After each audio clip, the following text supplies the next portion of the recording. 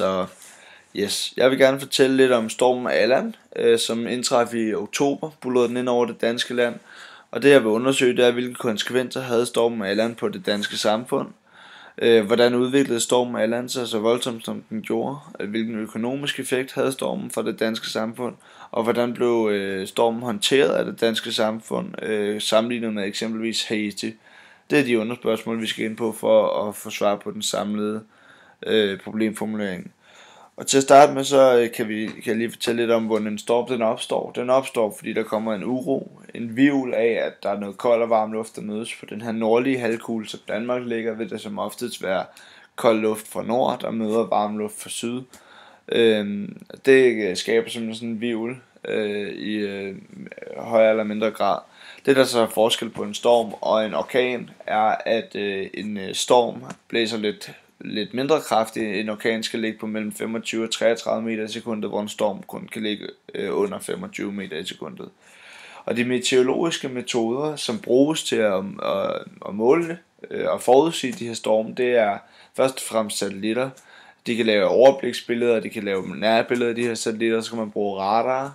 Og derudover så kan man også bruge nogle vejrballoner, som bliver sendt op af nogle flyvemaskiner, som ligesom måler tryk og temperatur osv.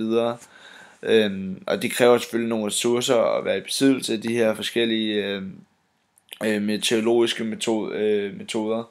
Så det er også, og det vil jeg også komme ind på senere i min sammenligning mellem Haiti og den danske forebyggelsesmetoder.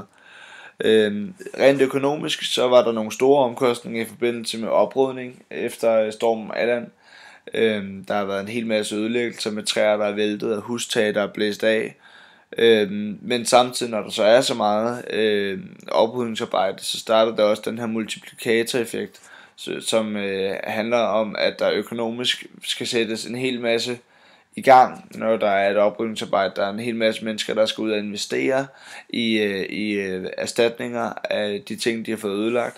Og der er en hel masse mennesker, der bliver sat i arbejde, som de ikke var blevet sat i før. Klarmesteren for eksempel skal ud og lave mange flere ruder, end han normalt gør, fordi der bliver smadret flere ruder under et stormvejr.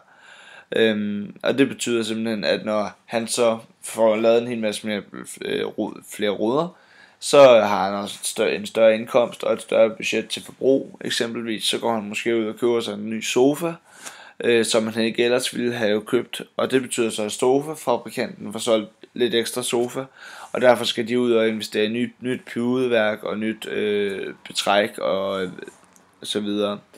Og det betyder, at der kommer den her økonomiske multiplikatoreffekt, som ligesom spreder sig som ringe i vandet. Og om stormen så forårsager vækst eller fald i sidste ende, det er svært at sige. Man skal ligesom veje dem op mod hinanden, og så er det afhængigt fra situation til situation, om man så kan sige, at det har skabt vækst eller fald i det overordnede BNP. Den danske håndtering, sammenlignet med den haitianske håndtering af et stormvejr, er meget præget af medialiseringen, som Stig Harvard har været ude at snakke om. Den her medialisering i det senmoderne samfund, hvor at folk er meget, meget afhængige af deres medier.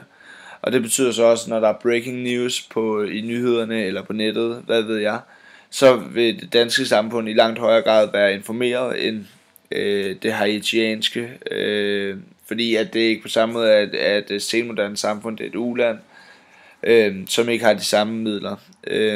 Der er nemlig en stor afhængighed af tilgængelige ressourcer, både i første omgang med hensyn til de meteorologiske metoder, som jeg snakkede om tidligere, og have råd til at kunne forudsige et stormvejr, og så derudover også have ressourcer til for det første at informere befolkningen om, at der er et stormvejr på vej, og for det andet at have ressourcer til at kunne gardere sig bedst muligt mod stormen. Det betyder, at der på Haiti i højere grad er en liberalistisk indgangsvinkel, hvor man må sige, at hver mand er ligesom herre over at redde sig selv og sin familie. Og det har vi så også lavet en statistik over i vores synopsis, hvor man kan se, den er fra Gapminder, hvor man simpelthen kan se, hvad den gennemsnitlige indkomst er i det danske samfund og i det haitianske samfund. Og så samtidig kan man også se, hvor mange der dør af stormvejr. Og der kan man se på Haiti, at kan vi snakke tusindvis af mennesker, der dør.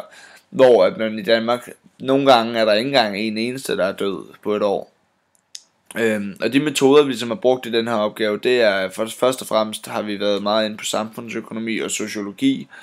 Det er den samfundsvidenskabelige del. Så har vi lavet en kvalitativ analyse, som handler om vores statistikker, som vi er gået i dybden med. Så har vi lavet en komparativ analyse, hvor vi har sammenlignet den danske håndtering kontra den haitianske håndtering. Og så har vi forsøgt at benytte os af de 3 taksonomiske niveauer i vores synopsis. Og vores konklusion er, at stormen Allan ramte et uforberedt dansk samfund. Dog er i det her danske i-land er effektiviteten af forebyggelsen for stormen stadig mere effektiv end i Haiti, som er et u-land. Så på trods af, at det danske samfund var uforberedt, så er det stadig mere effektivt end så mange andre steder. Der er på trods af de store udlæggelser også mulighed for økonomiske fordele på grund af den her multiplikatoreffekt, hvor det er svært at vurdere, altså at kunne konkludere præcis på, om det egentlig var en fordel eller en ulempe. Og hvis man skulle prøve at have perspektiveret det her til et andet fag og inddraget et andet fag, så kunne man eksempelvis have lavet en signifikanstest i matematik, en key-anden-test, hvor man så kunne se, om det rent faktisk kan være en tilfældighed, de her statistikker, som er indsamlet omkring Haiti og Danmark, eller om det er for signifikant til, at man kan vurdere den tilfældighed.